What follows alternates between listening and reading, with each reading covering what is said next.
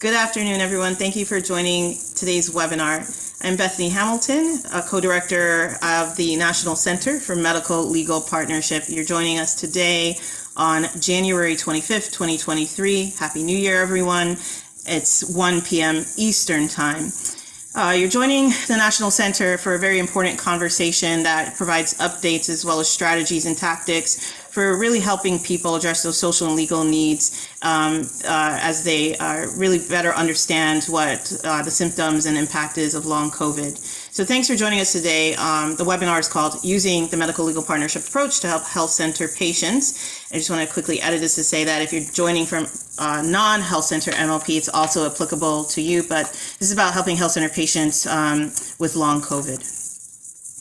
This webinar is funded by HRSA, so we want to thank the Health Resources and Services Administration. We are here at the National Center, a national training and technical assistance partner in the 9th year of programming to help health centers better address those social legal needs of their patient populations and ideally by implementing a medical legal partnership. So thank you. Some brief housekeeping remarks. Number one, as you all know on these webinars, typically you are joining in mute.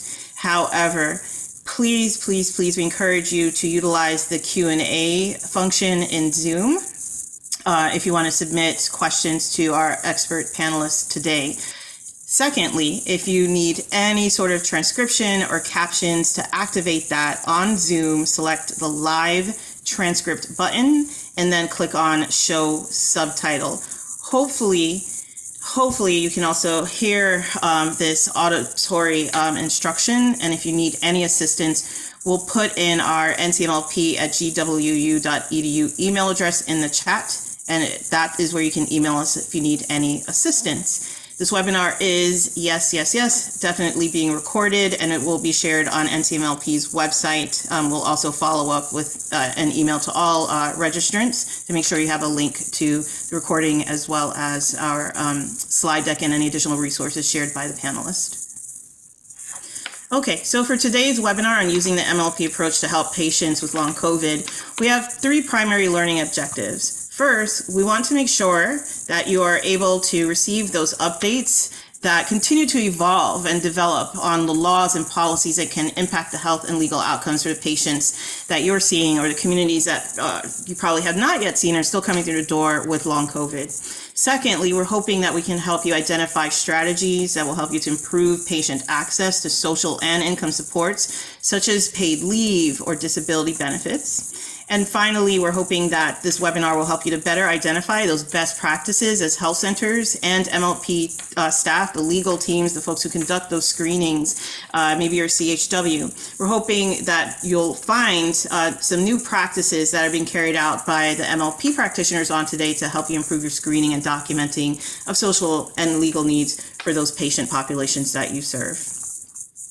With that, I'm going to go on mute and immediately pass things on to our continuing expert NCMLP consultant, attorney Katie Hathaway, disability law and rights expert. Katie, I'm going to pass it on to you. Thanks, Bethany. Welcome, everybody. As Bethany said, I'm Katie Hathaway. I am the consultant and the moderator for today's panel, and we are going to introduce ourselves, but just to give you a brief overview here, I'm joined by Jasmine Harris, Andrew Yang, and Nick Fedden. So if you can advance the slide.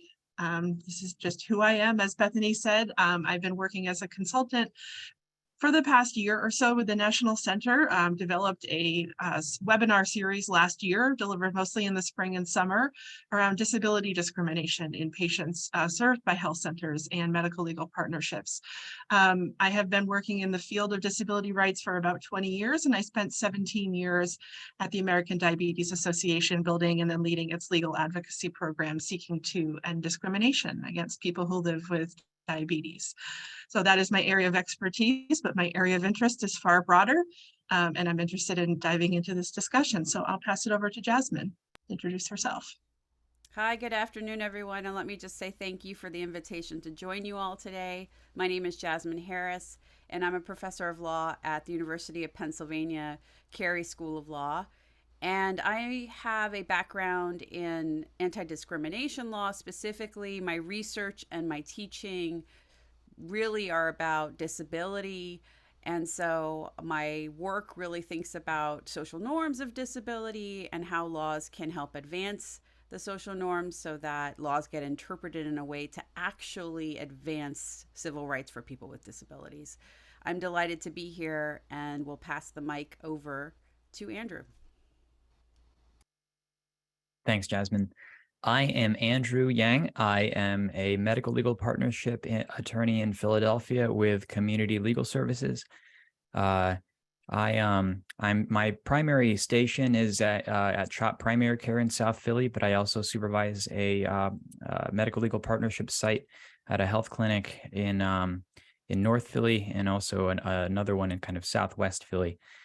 Previous to this, I was the managing attorney at a disability firm for about 8 years, and I have I have deep experience in Social Security disability, and what I love about being an MLP attorney is that it allows me to kind of dip my toes or have access to a lot of different things that assist people and assist communities. So I think Nick is next. There we go. Hello, everyone. My name is Nick Fedden.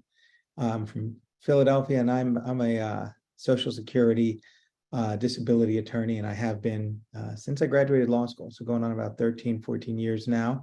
That's been my primary area of focus. I was in the private sector for most of my legal career, working in primarily the appellate area for disability. So I would handle appeals from the post-hearing time period for Social Security cases. I've been with Community Legal Services of Philadelphia now since I believe it was February or March of 2020, right around the time the pandemic hit. Happy to be here today. Thank you all. We're going to dive into the discussion, to some of this background information. I'm going to start by talking a little bit about long COVID. I'm not a physician, I'm not a clinician, I'm not a researcher, but I think at this point in the pandemic, we've all heard about long COVID, and I want to give a little bit of an overview of some of the data that's come out in recent months around the numbers, how many people are impacted, and then the ways in which they are impacted. But as a baseline matter, what do we know about long COVID? What is the definition of long COVID? Frustratingly, there's no single widely accepted definition of long COVID. It is typically presented as new or recurring symptoms that originate or last beyond the initial COVID-19 infection. But it can also be cell damage caused by COVID-19, like to your kidneys, for example. Or complications that arise from a long-term hospitalization. So it is connected to the initial infection, but it is a post-viral illness. And at least to date, we have been sort of separating the initial acute infection from what we are calling long COVID. And so that's where we're going to focus today. Next slide, please. So what's the prevalence of this? Like, how many people have long COVID? Again, there's a lot of research being done, a lot of different numbers that have been published over the last maybe 6 months or so. For a while now, the general estimates have been that between 10 to 30% of people who are infected with COVID-19 can experience long COVID. More recently, the federal government has estimated that that is between 7.7 million and 23 million Americans living with long COVID. So that's a lot of people. And there's also been a survey that talks about basically during the Omicron variant, that about 15% of US adults with a prior positive COVID test. Now, that's interesting because that is a positive test, and I don't know, to be honest with you, if that is a PCR test or an at-home rapid test, or if that fully captures all the people who could be living with long COVID. But here are some of the basic numbers on the prevalence. Next slide. Some interesting research has come out about the impact of long COVID, in particular on the workforce and in the labor market.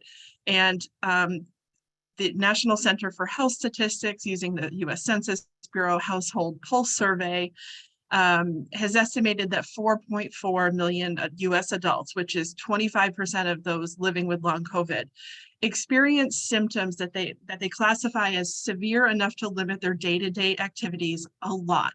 There were different classifications: a lot, a little, or none. And then an additional 10.4 million individuals in the United States are limited a little. So that's close to 15 million people who have an impact on their day-to-day activities. And one way to think about it is that's just a lot of people who are struggling and probably struggling to navigate systems, to go to work, to live their daily life. No surprise that that has a very big impact on the economic and labor market. The number of working age Americans who are experiencing long COVID estimates that 2 to 4 million people are out of work due to long COVID, and that can take different forms. That can be a full-time worker not being able to work at all, or a full-time worker not being able to work as much, or a part-time worker not having those opportunities. It really can vary, but that is a lot of people whose economic and personal financial impact is severe because of COVID and because of an inability to work. So we'll get into later what that means in terms of workplace accommodations or maybe even other disability benefits. Next slide, please. Interestingly, the Center for American Progress used the Bureau of Labor Statistics data to determine that COVID-19 is a mass disabling event, right? Just as a general statement, that's a pretty profound statement. And that the difference between 2021 and 2020 is that COVID added 1.2 million more people to the ranks of those considered to identify or to live with a disability. That's a lot of people. So these are big numbers. They sound like they're small, but that's a large number of people that is perhaps underestimated, undercounted, and no doubt just continues to grow. The Social Security Administration has in various media reports and articles been asked how many claims they've received around COVID-19 or long COVID. And they have said as recently as this past November that they have received around 44,000 that mention COVID. Not a lot of breakdown in that data, to my knowledge, as to whether COVID is the sole reason for the claim or a contributing part of the claim. We don't know enough about that, and it doesn't seem to be very publicly shared information. And then I think there's no doubt, just as a general statement, that COVID has a significant impact on the healthcare system for people who are living with other post-viral symptoms. The healthcare system generally, that's an understatement. But for example, people who are living with chronic fatigue syndrome and are now facing a shortage of clinicians and doctors who are being pulled in multiple directions. So the resources are being stretched in ways that were already frankly inadequate to serve some of those patient populations. So the impact is large, just the numbers, the impact on the workforce, the impact on our government systems and on our healthcare system. Next slide. A couple places I wanted to mention, if you're working on a long COVID case, and these are not the only resources out there, but I wanted to just flag a few. That the U.S. Department of Health and Human Services has an entire website dedicated to long COVID where they have various reports, lists of services, research plans, patient-reported stories. I think there's a wealth of information there. Whether it is all that we need, probably not, but it is a really useful place to get some information around long COVID. I also wanted to mention the myelofibrosis chronic fatigue syndrome clinician coalition. It's a little bit of a mouthful. The website is here on the page.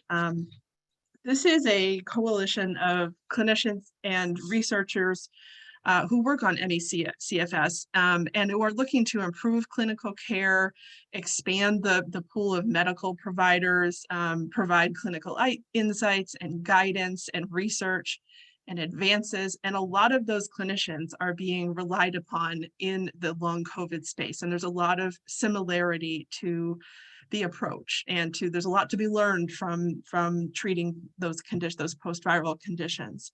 The third one that's on that slide is called the We Can't Wait Coalition, which is a coalition of disability and aging groups seeking to end, for example, Social Security disability insurance exclusion periods. This is a coalition that existed prior to COVID-19, seeking change. But if you are looking for sort of groups who've been on the ground looking for legislative policy, other changes, and want to know who's doing work in this space, this might be a good resource for you. So with that, I'm going to turn it over to Jasmine to talk a little bit about sort of the framework and how we think about long COVID, in particular in the employment space. Great, thanks, Katie. So as Katie said, as she described, the research on long COVID is developing, but she gave us some information about how it manifests and the impact of long COVID on the body after a person becomes symptomatic. The law moves at a glacial pace. That's something we all know. And so while the scientific and sociological research is moving faster, it's a relative statement. And so the law continues to lag. And so what I wanted to do is just to make sure we're all on the same page with respect to what disability employment laws look like and give us a sense of a working definition of disability under federal law, specifically under the ADA. So we have shared knowledge to work through what are going to be hypotheticals, case studies, situations later in this presentation. And so on the slide that you have before you, the main disability sources of federal law are listed, starting with the Americans with Disabilities Act, Title I of the Americans with Disabilities Act, that deals with private employers with 15 or more employees. The citations are there available for you, and you will have access to the slides after the presentation. Title II of the Americans with Disabilities Act deals with state and local government employers. And then thinking about sections 501, 503, and 504 of the Rehabilitation Act of 1973. 501 has to do with federal agencies, that is to say, who are the employers, federal agency employers. Section 503 are federal contractors with contracts of $10,000 or more.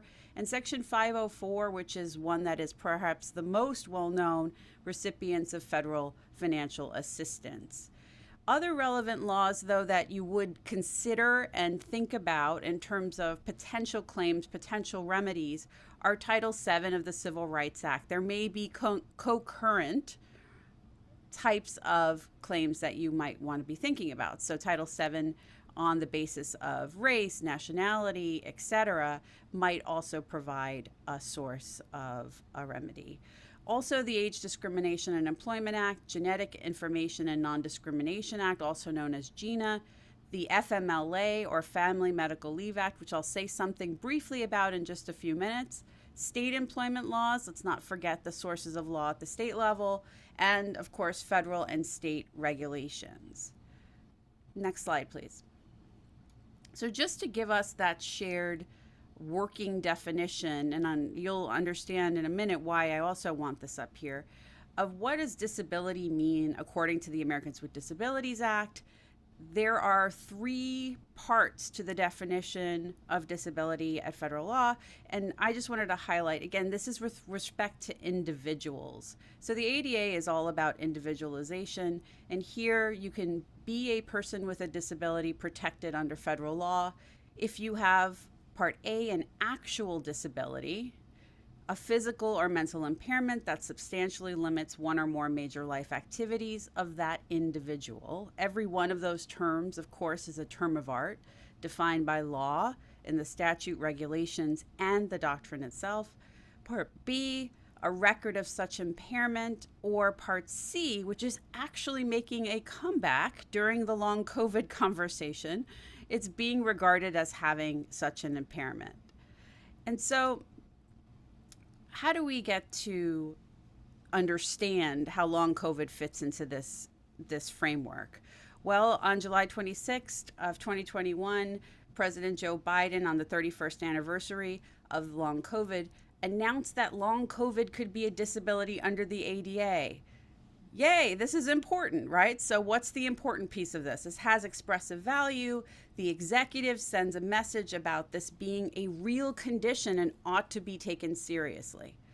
But, as most things, there's a caveat, but there are limitations. The pronouncement didn't say long COVID is automatically a disability. And frankly, even if President Biden did say that, it wouldn't matter because that's not how the law is structured. As I just mentioned, the law requires individualized inquiries. It's not based on proxies or categories of disability. And so what's the impact of such a pronouncement, such a grand pronouncement of long COVID being a legitimate disability? Well, by doing so, Biden gave a message to agencies to offer guidance, to create guidance, and to consider rulemaking and regulations to help employers and employees understand their legal obligations as they develop. So what does the case law say on this? The case law is not fully developed because, as we know, the lawyers on the call, the law moves at a glacial pace. We also know that with respect to the ADA, Title I specifically, there's an exhaustion requirement, and so you have to work your way through the EEOC and get a right to sue letter. And so it takes time. That said, I have looked at the cases, and there are a few lessons that can be gleaned from the cases themselves. And I'll talk very quickly so that I can get this in. The first is we are returning to a time where the definition of disability is being litigated. And why? It's being litigated because if you look at those three prongs that I put on the slide, where does long COVID fit? COVID, is it an actual disability? Is long COVID an actual disability? Is it about having a record of having COVID in the past? Or is it more about employers believing that it's a disabling condition and requiring that employees, perform the essential functions in a certain way of a job? So that's what's being litigated right now. What is long COVID and how does it fit into our existing framework? A few quickly points.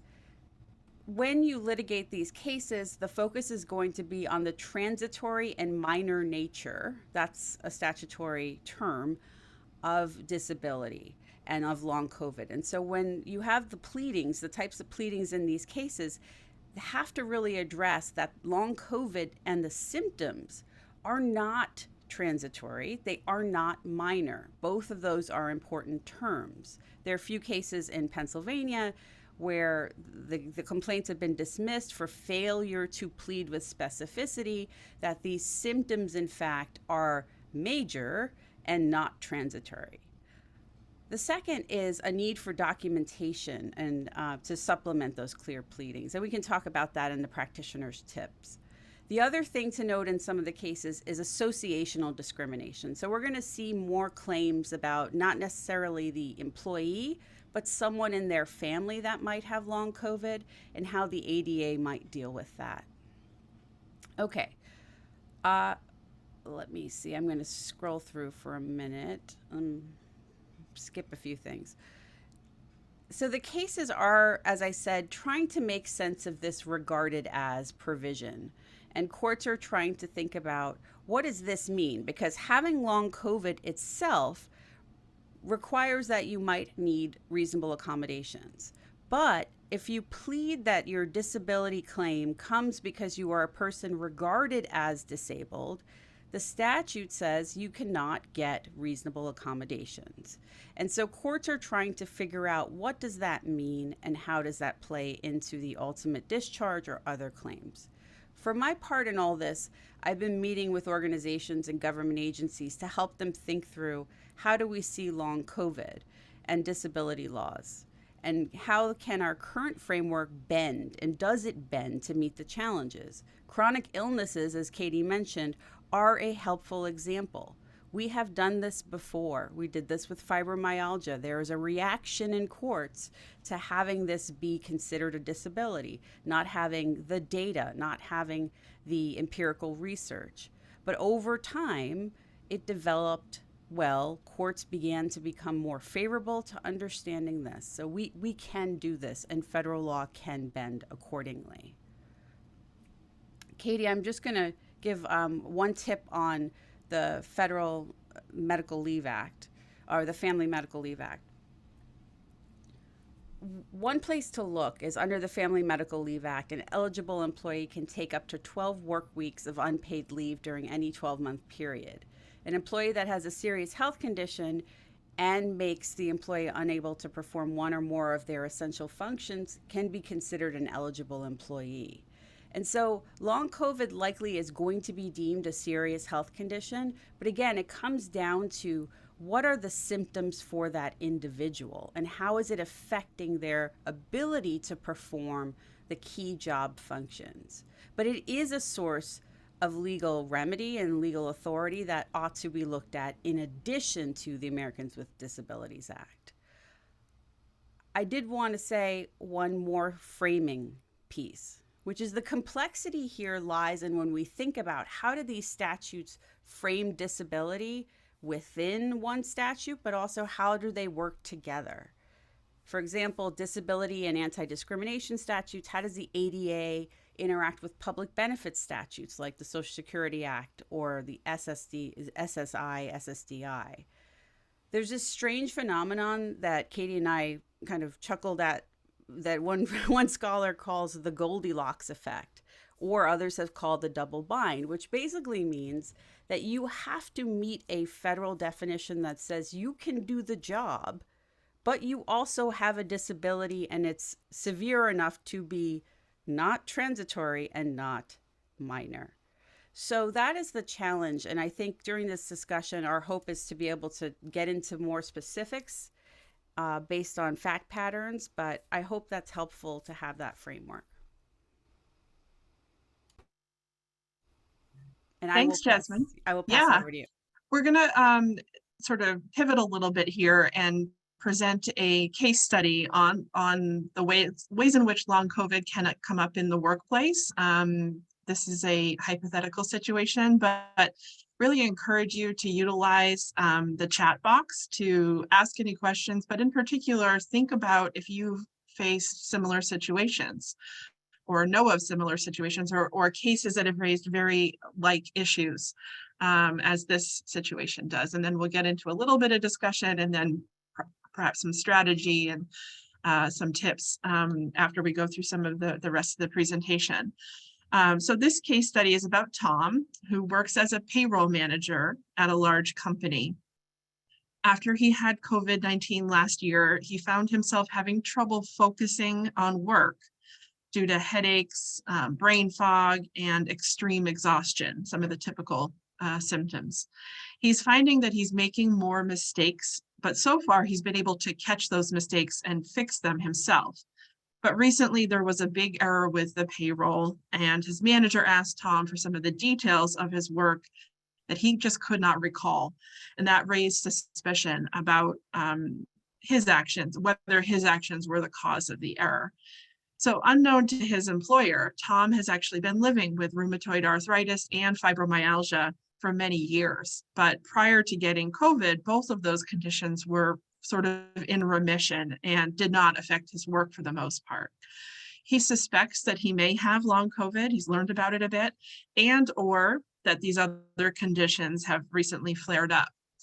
The trick is he knows from coworkers who were at the company when the pandemic started that the company required all of their payroll managers to physically come into the office to process payroll. And he believes that is based on his knowledge of company culture. He knows that's due to a desire to have on-site oversight of workers and just a lack of trust. Tom is really worried about his performance and productivity slipping, and therefore putting him on the radar of management. So just maybe a couple initial questions, Jasmine, and then we can talk about this and the other case study when we get a little further down the line. What would you suggest to Tom in terms of how to approach this situation at work? Well, I think Tom is going to have to think about what are, as he has in this example, what are the symptoms that he's experiencing and what effect does it have on work? And then what he should do is reach out to his HR representative and start what's known as the interactive process in disability law. And that is a back and forth to figure out whether there is a reasonable accommodation that could still allow him to perform his job and also mitigate the effects of disability on his life. Okay. Does he need to reveal his prior diagnoses with rheumatoid arthritis and fibromyalgia? Like what information is his employer entitled to at this point? At this initial point, he can begin the process and explain what he's experiencing symptom-wise. He doesn't necessarily need to say, I have X disability or disabilities plural. And so one best practice could be to really hold those cards close to the chest, because he doesn't have to give all the information. Okay. So let's move on, and we'll hold a couple of discussion points in reserve. I'm just seeing please add any questions as we go along, even if they are for a prior slide. We will refer back to them and jump around as we need to, but let's move to the next slide. So Andrew, do you want to talk a little bit about medical legal partnership as an intervention in some of these long COVID cases? Absolutely. So as I introduced myself earlier, my name is Andrew. I am a medical legal partnership attorney in South Philly. So I do want to give a little bit of background to what a medical legal partnership is and how it works, and briefly talk about, we use a case study to talk about how a medical legal partnership might assist somebody with long COVID. I thought it was meaningful how Professor Harris talked about how the law moves at a glacial pace, and how sometimes these frameworks work imperfectly for real people, and how also these frameworks we have to see how they work with each other. I think that is meaningful, especially in a medical legal partnership context, because the medical legal partnership is predicated on this idea that there is a medical framework and a legal framework, and there are points of intersection where we can treat clients or patients more holistically if we look at them both together. The idea here, at least in my context, is that low-income patients and their families face certain social, economic, and legal problems that undermine their health, such as lack of heat, unstable housing, and food insecurity. These things are not specifically health problems, they are legal problems, but they're legal problems that affect people's health, sometimes in drastic ways. The way to address this is that advocates are stationed at healthcare partners to help address these health-harming legal issues. And that can happen in a few ways.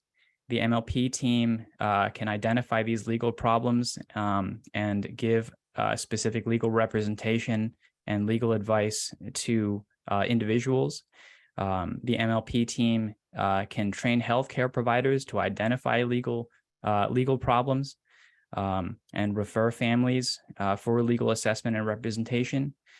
The idea here is to provide a more holistic way of medical and legal care so that patients and their families can thrive.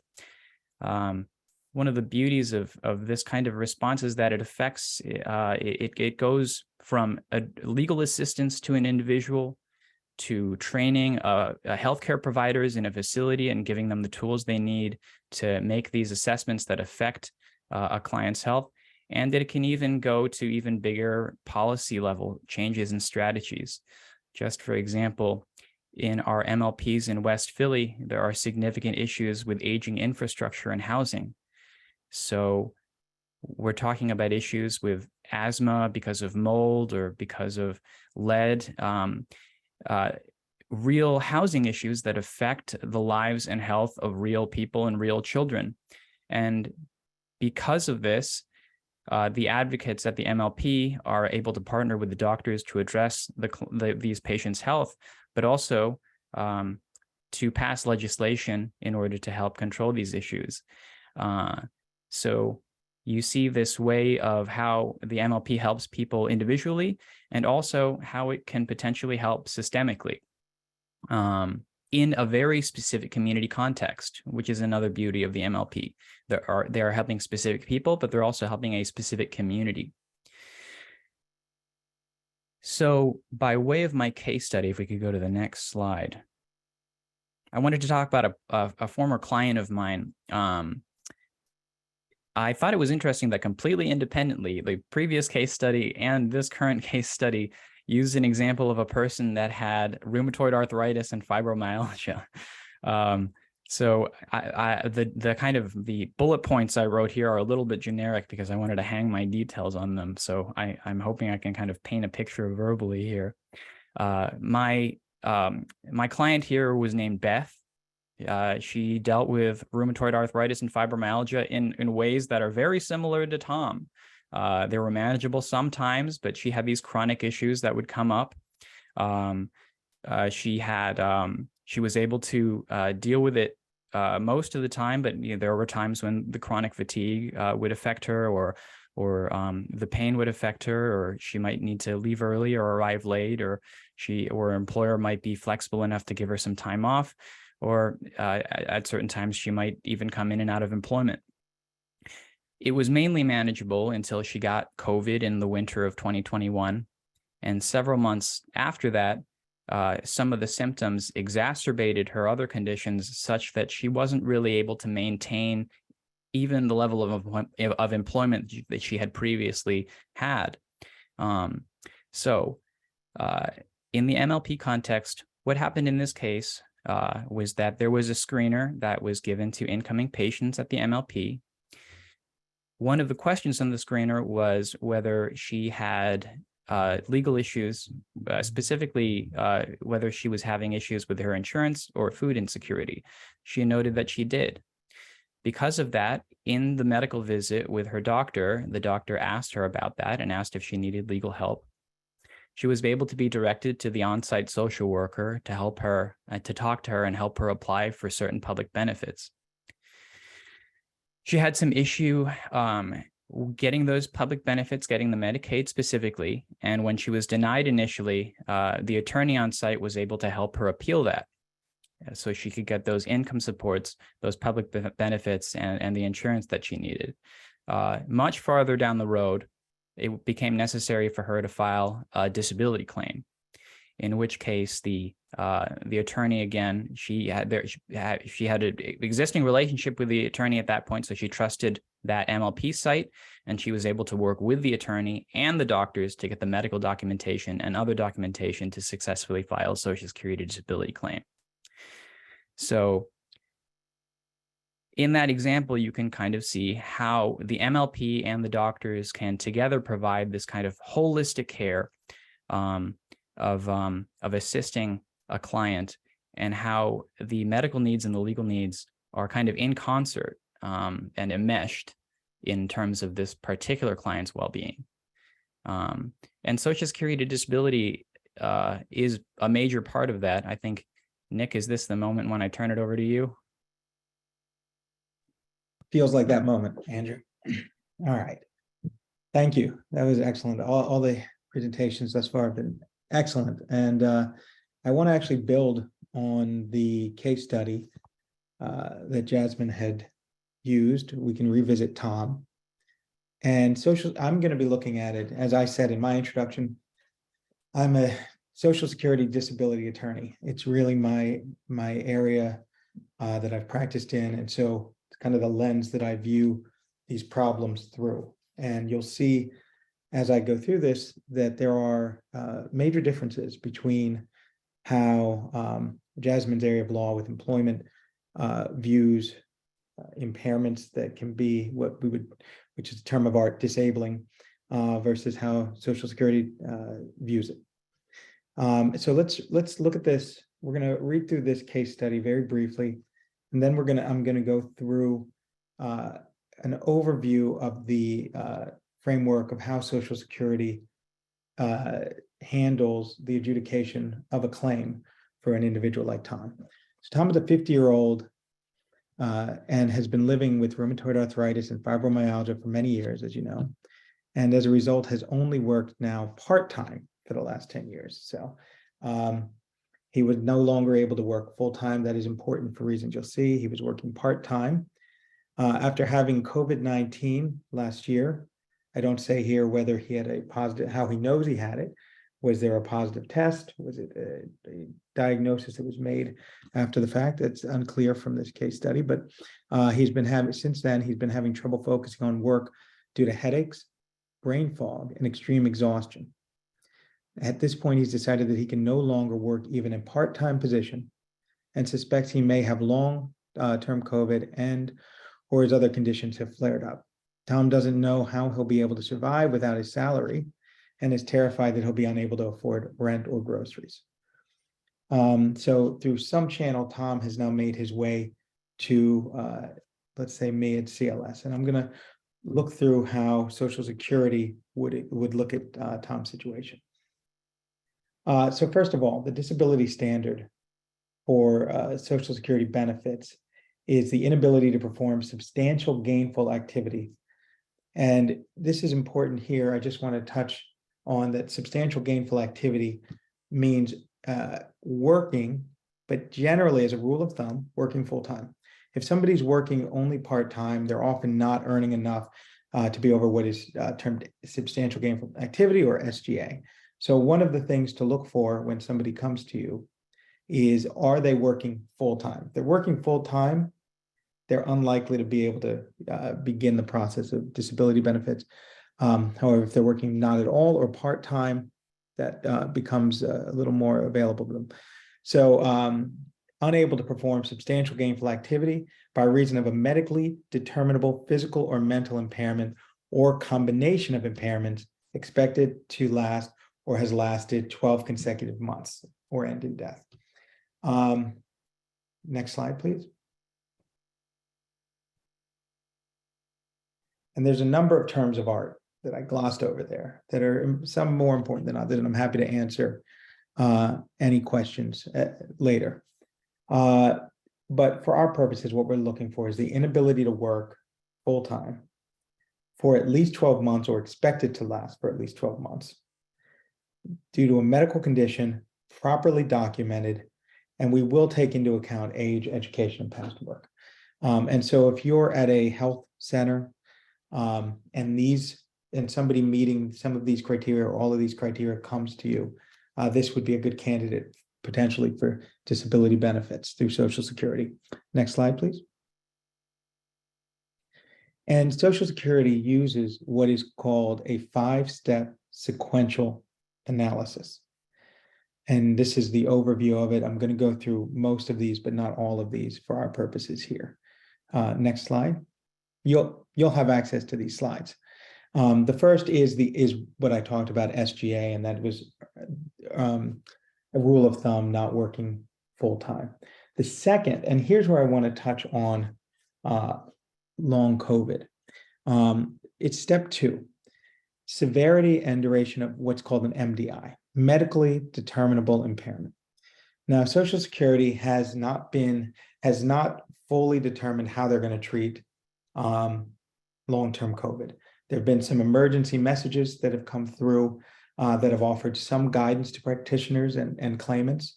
But the real crux of it is this step 2, severity and duration of an MDI. Because in order for Social Security to consider somebody disabled, meaning they qualify for benefits, they can't just have a constellation of symptoms. So for instance, you can't simply claim, well, I have exhaustion, or I have fatigue, I'm forgetting, I'm becoming more forgetful, I'm losing my ability to concentrate. Any number of these things, subjectively, physically, or mentally, you can no longer work. But for Social Security's purposes, they must be rationally arising from a medically determinable impairment identified and documented by an acceptable medical source.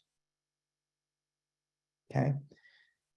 And also for Social Security's purposes, that they must have lasted or be expected to last for 12 months. But this is crucial because if we call back to Tom, Tom has had what you would consider medically determinable impairment, fibromyalgia, which has been a very difficult thing within the framework of Social Security to develop as a medically determinable impairment. But that was one of the things Tom was suffering from. Tom was also suffering from rheumatoid arthritis. So he was already dealing with some medically determinable impairment. However, at a certain point, the symptoms he was experiencing from those, and then also new symptoms, are what became what we would call disabling. And so what we would need at this point is either documentation of a COVID-19 positive result, and it would have to from an acceptable medical source. So this is where the documentation at the health centers is going to be crucial. Or, and this is something that may wind its way into the court, but for now, I think we're probably in somewhat safe ground. If you don't have an objective test at that time, we need something really very clearly written up contemporaneously, or as close to contemporaneously as possible, from an acceptable medical source, which for our purposes, medical doctor, nurse practitioner, we would need something written up stating that all of the signs and symptoms support that this individual suffered from COVID-19 during this time. Because you might have somebody who had it, tested negative, but the doctor can write down this person clearly was suffering from COVID-19, and now 6 months later, we're seeing these symptoms that are consistent with long-term COVID. So I just want to really stress that here at step 2, because supporting that our clients, patients, the people we're interacting with have it documented for disability purposes is going to be crucial. And even though we're going to have those who get denied down the road, from an appellate standpoint, if we don't have it anywhere in or something supporting a diagnosis, we're going to leave them without any ability to rely on long-term COVID as a rational explanation for the symptoms they're experiencing. All right, next slide. Promise not every slide will take me that long. There's some things that equal listings for Social Security. For our purposes, I'm not going to dwell on this other than to say Social Security does have a whole series of impairments that they categorize by body system or mental health that break down into very specific medical criteria that, if met, we don't have to get into what we're about to get into and can end there. Where long COVID may be important is that it may take an impairment that was not at what we would call a listing level and equal that, and it may equal a listing. That may or may not happen. That we'll see more with impairments that require objective testing, such as respiratory testing, where you have pulmonary testing and objective numbers. All right, let's go on to the next thing. So what they do within Social Security is they take the MDIs, those medically determinable impairments, and if it's found to be a severe impairment, which is generally what we're discussing, the judge or the adjudicator comes up with a model of your patient, and says, well, I see that this person is impaired by these impairments, and these are the limitations. So these are the maximum things they can still do. They can still stand for 2 hours out of an 8-hour day. They can still walk for 2 hours or 4 hours out of an 8-hour day, and they can sit for 2 hours out of an 8-hour day. They can still focus. They may lose focus 5% of the day. They may be off task. They may need to sit or stand. They may not be able to engage with other people because of their loss of concentration. And they'll take into account the impairments that the claimant suffers from, and they will try to create what is called an RFC, or residual functional capacity. What remains, it basically means what remains when accounting for the limitations arising from the impairments. That's what an RFC is. And here's where most people find themselves. Most cases where an individual does not qualify for disability, it's because the residual functional capacity does not eliminate work that can be done in our economy. And unlike some areas of law, and that can be workers' comp, I believe employment as well, the measure is not simply the work you've been performing, but if you're under the age of 50, it's basically any job that exists in the regional or national economy that can be performed full-time. All right, can we go on to the next slide? And this kind of just goes into how they break down that RFC. Like I said, standing, walking, how much you can lift, how much you can carry. Next slide. And then there's also, in addition to that, other limitations that are non-physical, called non-exertional impairments. And this is important because this is where you start to get into really subjective symptoms. Okay, so somebody suffering from long-term COVID, the cases that we've seen, and we haven't had, I have not had anybody found, I have had long COVID considered an MDI, an impairment. I have not had it be the sole reason for disability. I have not seen one of those cases. But as you can see, these are symptoms that must be taken into account when the judge develops the RFC. So if we have long-term COVID in there as an impairment at step 2, where the judge is creating this RFC, taking into account the fatigue. Fatigue can be reflected in the inability to perform work full time, and that may include the need for more breaks during the course of a day, as opposed to the normal breaks that a worker without the impairment would need.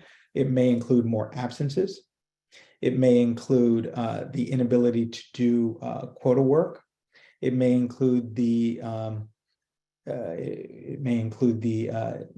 need for more time off task, and all of these things. And if there's lung involvement, we may have additional environmental factors.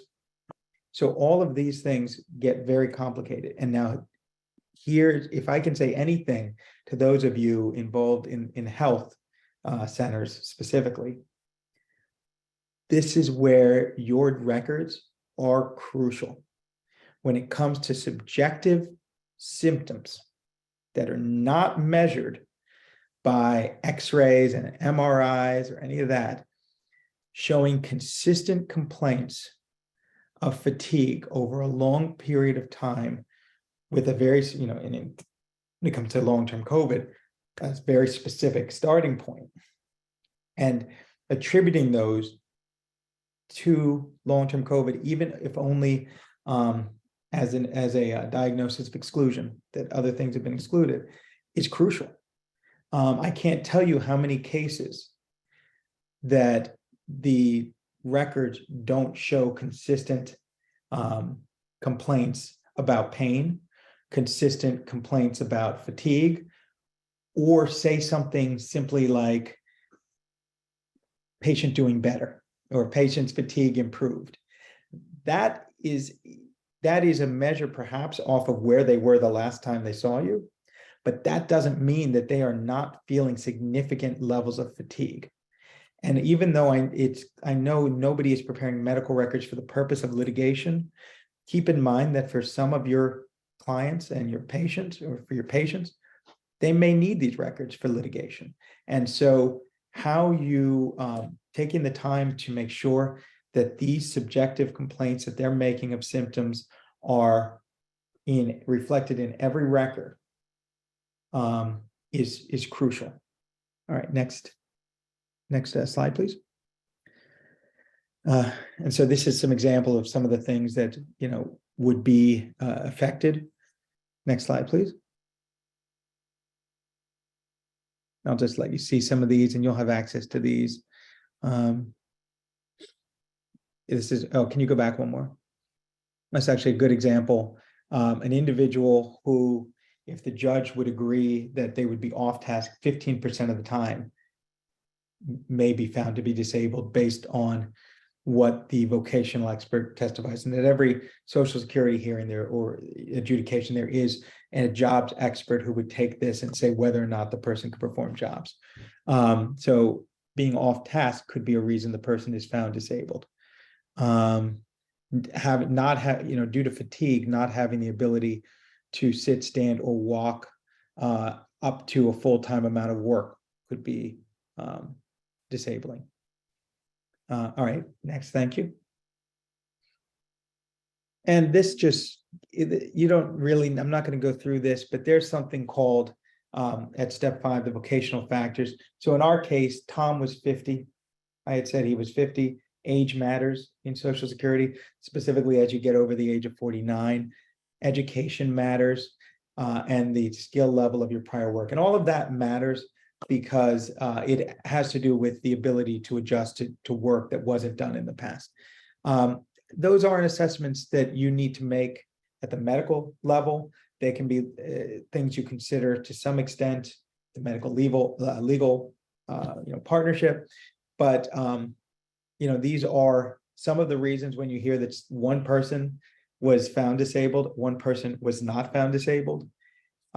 Yes, there's a judge lottery to a certain extent that's understood to exist, but there's also vocational rules and factors behind the scenes that can differentiate two individuals.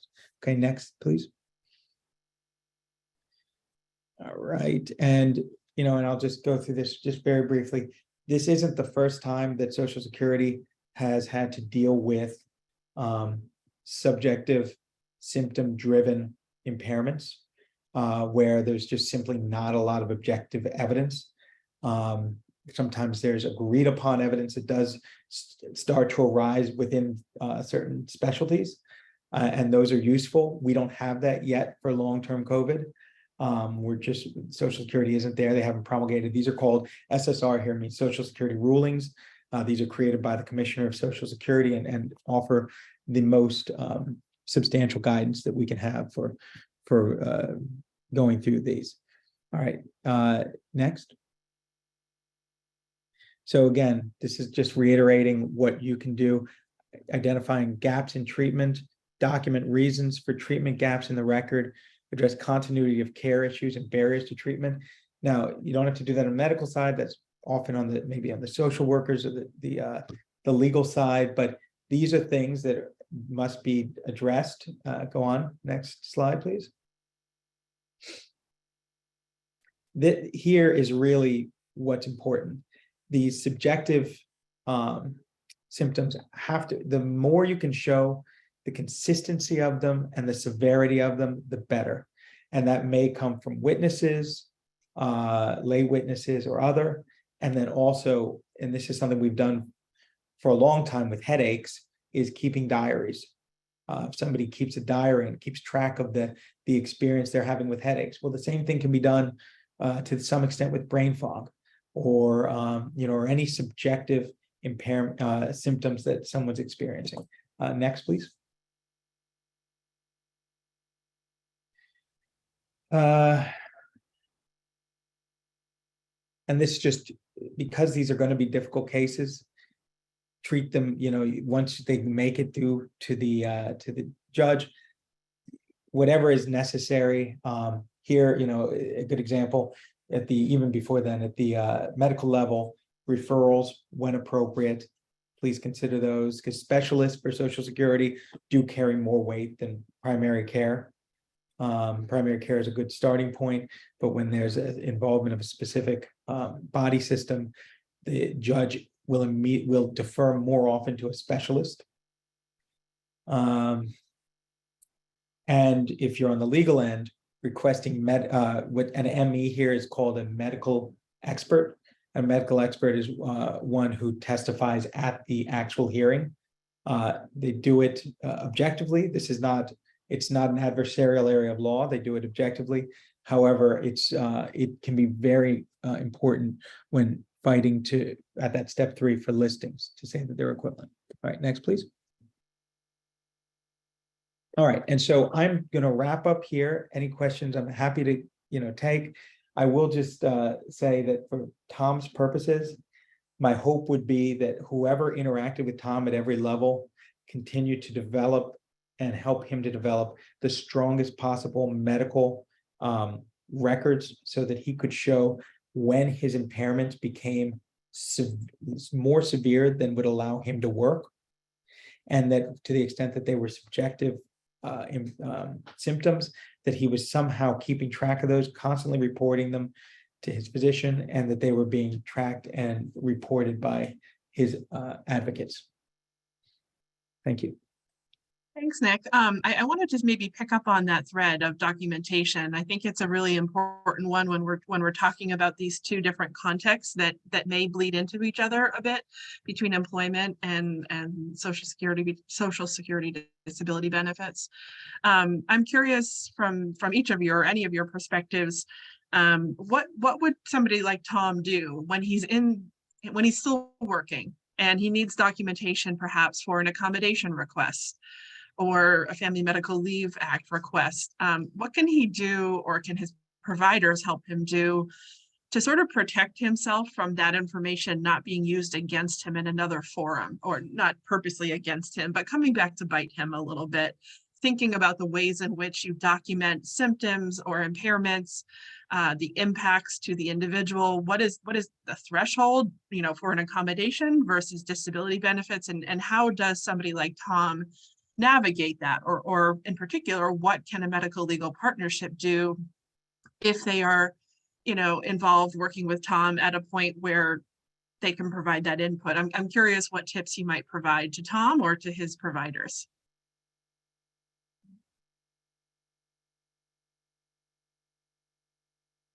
I'll say one thing on it. I mean, I can say, excuse me, I rarely see overlap with employment law. That's something I rarely see. Where I see a lot of overlap and where I have had many claimants get in trouble is unemployment. Okay. Where somebody, and when you're dealing with unemployment, I'm not an unemployment attorney, but you're making certain statements to the state, in Pennsylvania at least, that you are ready, able, and willing to work. Mm-hmm. And yet at the same time, you're telling the federal government, to Social Security, that you are unable to perform any work. And yet at the same time, we're talking about a Social Security timeframe that can be 2 years Right. before you get a hearing. And to tell the state that you no longer want that money that's coming in for the years you worked until you couldn't is a very tough thing to do.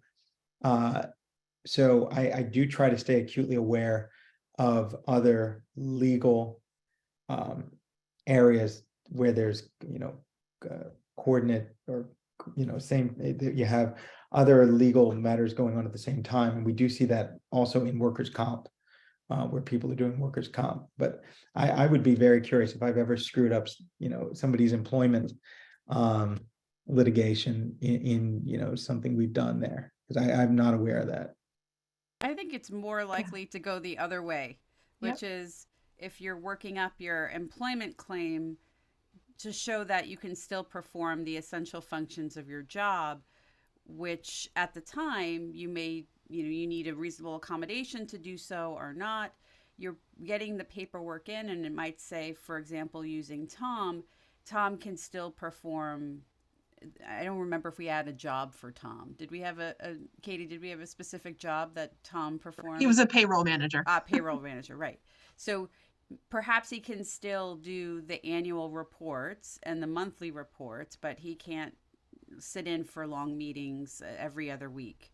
And so he can perform some of the essential functions still, but not others. And then that information that gets documented by his doctor, perhaps, how does that interact with the ability to say to the federal government, hey, actually, it's getting worse over time, and I'm not able to do these things, or I'm able to do this one thing, but not the other. And so I don't think as a practical matter, it's going to overlap significantly. Mm-hmm. What you want to do and make sure for Tom is that everything is documented often and as well as it can be. And I think that Nick's point about the diaries and other forms of evidence when people cannot get to specialists, cannot get to doctors quickly, especially with, as Katie said, the shortage of providers, that's going to become incredibly important. Or statements from family members, neighbors, etc. Well, it sounds like one tip is just acknowledging that the kinds of documentation that somebody may want to collect is not limited to the specialist, the medical specialist. It obviously, that's an important component, but that those contemporaneous records, either self-recorded or family or other folks who are interacting with that person, that those are equally important types of documentation to be collecting. I've even seen people collect tweets. And so if someone were to post on Facebook or Twitter, on social media, here's how I'm feeling, and they're very candid, over time, they've actually recorded this information. And so, you know, it could be something like that, depending on whether it goes to litigation. That's a whole different story about the admissibility. But for purposes of documenting on the medical side, that's certainly sufficient. So one of the realities of long COVID and some of the typical symptoms and impacts of it is that it creates such a burden for the person that take Tom with his fatigue, that navigating some of these systems, whether it be collecting the documentation, even from a neighbor, or collecting your tweets, or getting the records from the specialist, that is a burden in and of itself that makes it really difficult when some of the big impacts are fatigue, or, you know, affecting you cognitively, or focus, or brain fog, all of these different things that people struggle with. What sort of tips can anybody provide for just sort of how to navigate the systems that you need to navigate when that is part of when the symptoms are both the need for the service and part of the barrier? Any tips?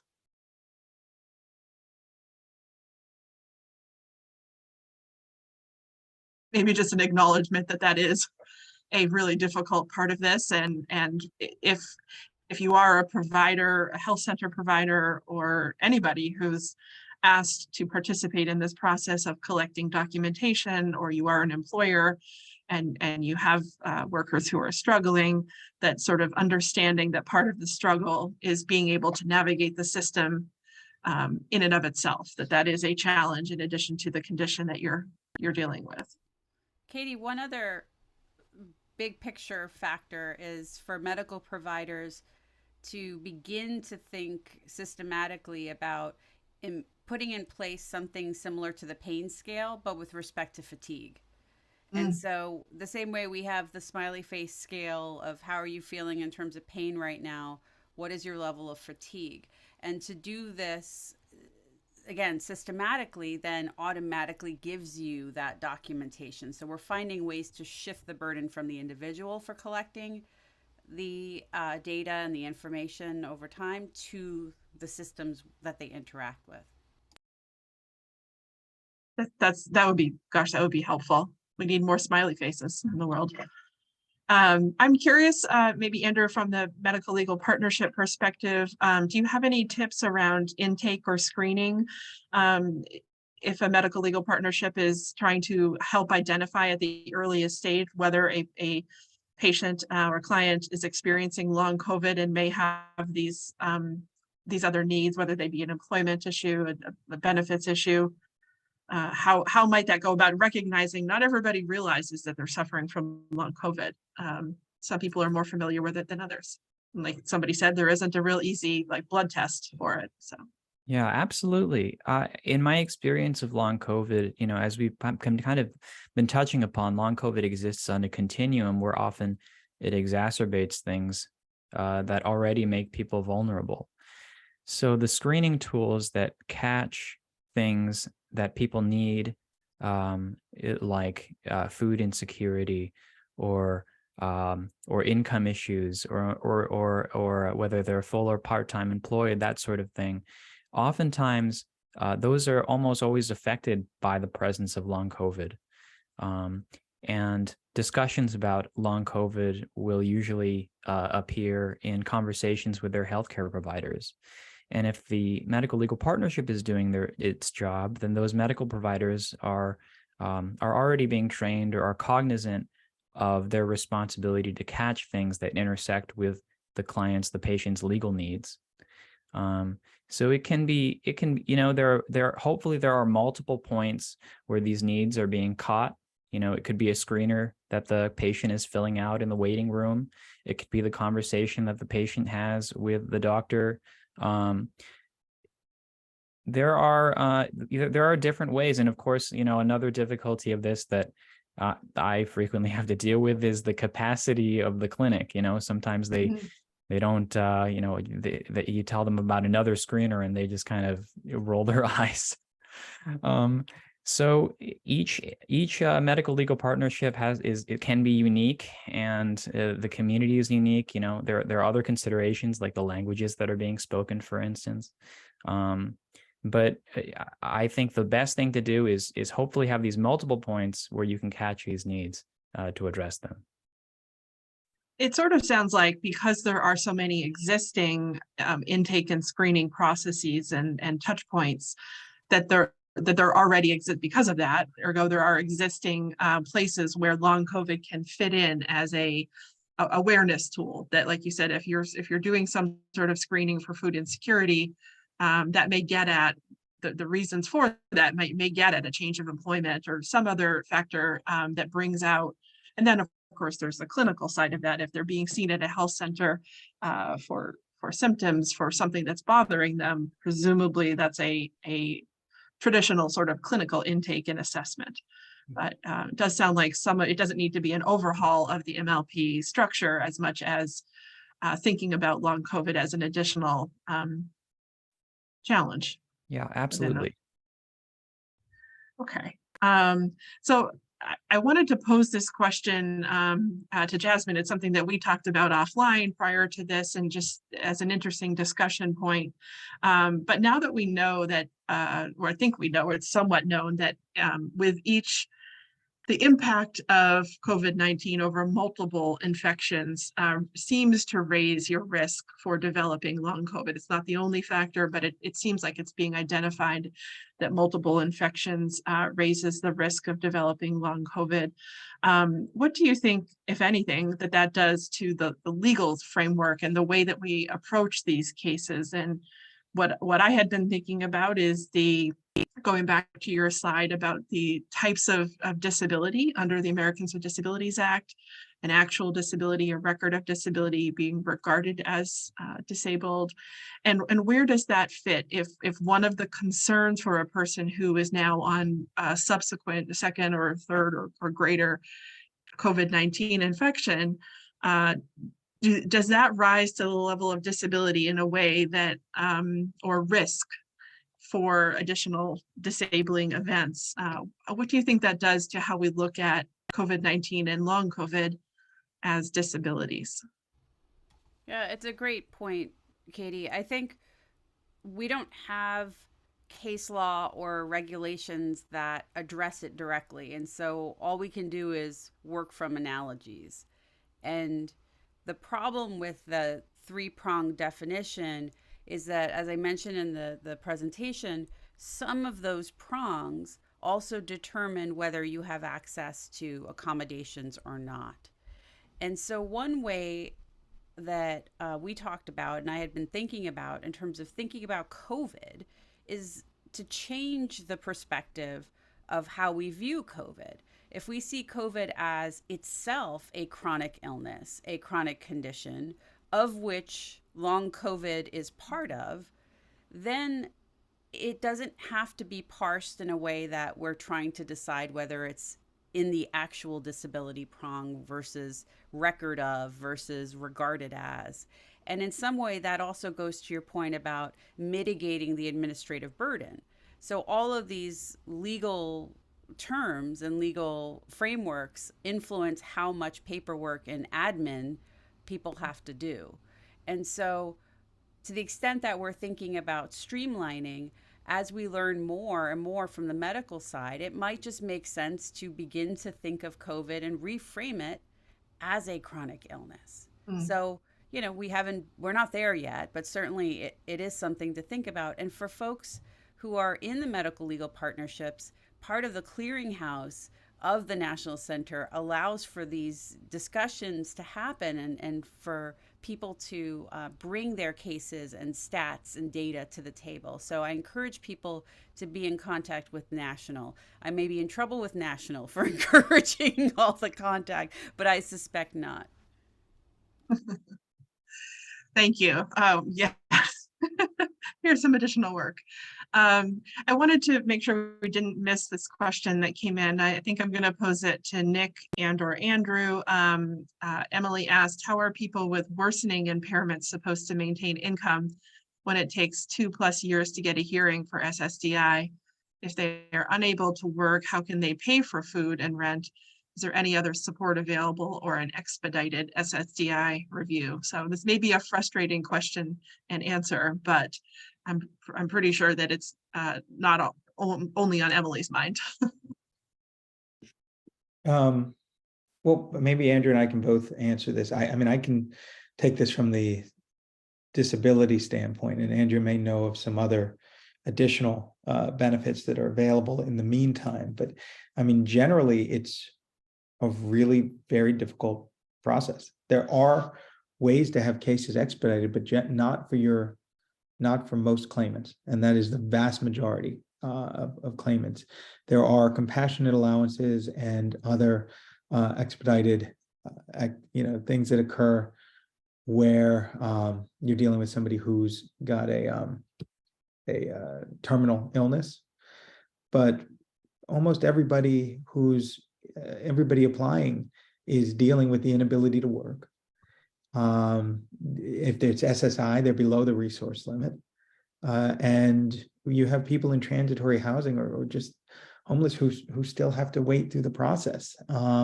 It's very bad. And I can tell you that, from one thing they can do is you can earn in this year up to around $1,470. So when, in my example, I talked about somebody who, Tom was working part-time. You can work part-time. If you're applying for SSI, that would disqualify you from receiving the money from SSI. If you have a work history and qualify for SSD, you could earn up to that total $1,470 and still make it through and be found disabled and then begin to receive benefits. So you can earn some money, but you can't, if you earn over 1,470, just use that as, there are exceptions to that. But if you earn over that, then you won't even make it past step 1 of the sequential analysis. Yeah, that is a tough spot to be in. And like you said, it's all people who are at the point of filing a claim have the need. Okay. I'm going to ask for some help here, but simply because my Zoom screen is a little fuzzy and there's a long question here from Geraldine, I think.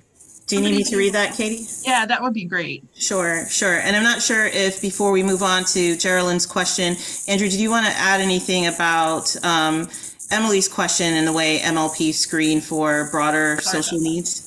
No problem. Absolutely. And I think that's a great question because it speaks to something that's deeply unfair about the process, which is that it takes so long. And there are few social supports that exist for people that are going through this very long, very frustrating process that includes multiple denials. And frequently we're dealing with clients who are angry about it, who are probably right to be angry about it.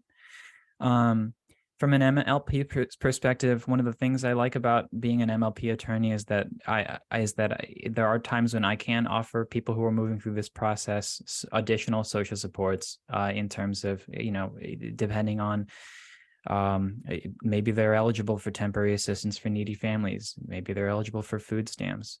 There are some ways there are some difficult ways that you can jump the line in SSI and SSD, for instance, filing a dire need request.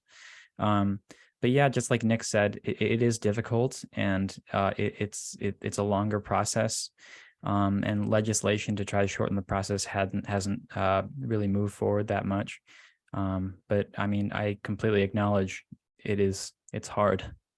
Mm-hmm. Thanks, Andrew. Yep, having done some of those cases as well while I was in and out of law school, we often have clients that are not just seeking SSD or SSI cases. They are probably also working on getting covered by Medicaid. They're also working towards obtaining food stamps or SNAP benefits. Some might be veterans and actually seeking disability claims through the VA as well. And then sometimes all of that still takes a long time or requires appeals. And God forbid you have to also deal with an overpayment issue. So these are really complex cases and issues, especially because of the patient population that we're often assisting in the MLP context. So the question that came in from Geraldine, Katie, I'll go ahead and read it out loud so that everyone, audience, and you all as panelists can hear.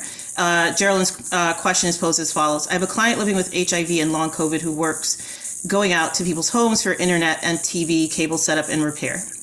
That's the nature of the work. He gets exhausted later in the day sometimes and has been advised to stay off ladders at that point, for example. Given this is likely an essential function of the job, I'm wondering if we may need to look into asking about scheduling assignments in a more advantageous manner or way, if possible, as a suggested accommodation. Excuse me. What might be ideas for accommodations are as follows. Shorter work hours at a time. It seems like extreme fatigue would adversely impact most people in carrying out essential duties of their jobs. We don't know. We're talking to his physician. If his HIV, deemed a disability, though not in and of itself necessarily, leaves him more vulnerable to other infections. This is in question with the person adherent to medications and undetectable. But he reports that he does not want to have to serve households where he arrives and someone in the home has a flu or COVID. I would bet this is actually far more common around the country than not, and not just pertinent to people with HIV. So any tips, advice, or reactions to Geraldine's scenario? If I can jump in, absolutely. The first piece is to say that what is an essential function of the job? It would be important to understand, what does the job description say? And so I always tell my law students, and who knows if it sticks, but I say, whatever job you apply for, save that job description, because it may go away and it is evidence of the essential function. So that's the first piece of it, trying to understand what those essential functions actually are. But thinking about generally what I know about this type of position, an accommodation could be the things that you suggest. It could also be the preferential scheduling, but it could also be thinking about whether this is a position that you can go with someone. So sometimes there are two people who come, or people, for example, if it's just the afternoon, you can have this potential or this client go with an additional person. That could be an accommodation for a couple hours a day, and they could do the ladder work, assuming ladders were an essential function of the job. And so the other thing that is kind of more complicated to think about, but there could potentially be a job reassignment. A lot of this is really subject to that interactive process. So I encourage you to learn as much as possible about the essential function of the job, or essential functions, and also how the HIV affects your client specifically. And then on the kind of general immunocompromised, I think this is completely a situation where you could request, as a reasonable accommodation, that the clients, the homes of the people that the individual goes to work with, that they, for that time period, wear a mask. And it's a very strange interaction because it's their house and they may be opposed to it. But it could be a situation where, again, if there are two people, then one person might go in and the other person would stay outside. But it is a reasonable request to ask that the individuals be masked. And just a follow-up note on that, which is, I think the question mentioned or raised the question of whether the person's HIV was a disability. I think you should proceed and make sure that it is, and that there are certain accommodations for the HIV, not necessarily for the long COVID, that might be, as Jasmine was saying. But I would push and proceed as if that HIV is a disability, as a chronic condition, even if it is not currently in its worst stage. Okay. Bethany, do you want to read this question?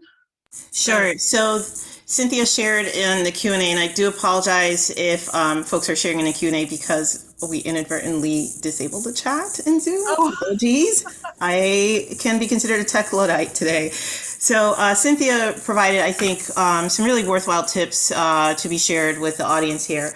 Apply for Medicaid, food stamps, get into project-based housing at 30% your income, and then apply for SSI, SSD. AmeriCorps is that national service program that has part-time or full-time service opportunities that can't be counted against your SSI or other state or federal benefits, including SNAP, by the way. AmeriCorps members can receive those SNAP food stamp benefits. But you must be receiving those benefits or have applied before you begin national service, and they hire people with disabilities for service. And when you can no longer work service years, they'll hire at your host agency. That is certainly very common. Cynthia also adds that some of those positions pay around $900 to $1,200 a month in a stipend, and that would be a huge boost to people with, Cynthia, I don't want to botch your acronym, but PWDS. I don't want to inadvertently botch the acronym. People with disabilities. Okay, all right. I was wondering. I did not want to make the assumption and mess up on that one. So hopefully those tips are helpful, especially for folks who are assisting patients or clients with an array of needs that make it increasingly difficult to just survive day to day with these chronic conditions as they wait for some of those benefits that are much longer to come about or achieve, and sometimes you have to appeal the cases. I'm going to pass it back to you, Katie, to help close us out, and then I can actually end today's webinar, reminding folks about how they can tune in for more. Let me also thank our panelists as well as our engaged audience before passing the mic along. Thanks, Katie, all yours. There's just one other question that was submitted in advance that I wanted to mention quickly, and if anybody has any thoughts, please chime in. But a question was posed: how are people over 60 affected by long COVID, and how can a medical legal partnership help? I think one thing to note is that there is some data that suggests that the risk of developing long COVID is higher or increased for people over the age of 40 and for people who are female. But you know, there are probably I can think of a number of ways that a medical legal partnership can just generally help people over age 60 navigate, you know, Medicare, Medicaid, Social Security, general Social Security insurance. So there's probably a lot of ways. And then the long COVID, to Andrew's point a few minutes ago, that there are these other touch points in the MLP process that long COVID should come up, should be part of the conversation. But you know, I think there's also there's probably smaller representation of people over age 60 in the workforce. So maybe there are some employment issues, maybe there aren't. Any other thoughts from folks on that category? If there's something more specific to the person who posed this question, if there's something more specific after hearing today's discussion that you'd like to ask, please use the email that the National Center's email, and we can try and address those questions. With that, if there are questions that you didn't think of, pop them in the chat right now so we can capture them and get back to you. But I want to thank Jasmine, Andrew, Nick, Bethany, Danielle, Reha, and the whole team for putting this together today. There's always much more that we want to cover than we can, even in 90 minutes, which goes much quicker than you think it would. But thank you for joining us today, for being interested in this topic, and ultimately for doing all that you're doing to help people who are living with long COVID or who may be. So thank you. Thank you, Katie. Thank you, Jasmine. Thank you, Andrew and Nick. Everyone, please, in the audience, sign up for our upcoming webinar next week on January 31st. Will you hear more about how to implement and build and sustain these medical legal partnerships, such as the one that's run by the CLS team, and those of you that have tuned in today and want to better support individuals with long COVID. We'll see you next week and on future webinars. Thanks again, everyone. Take care.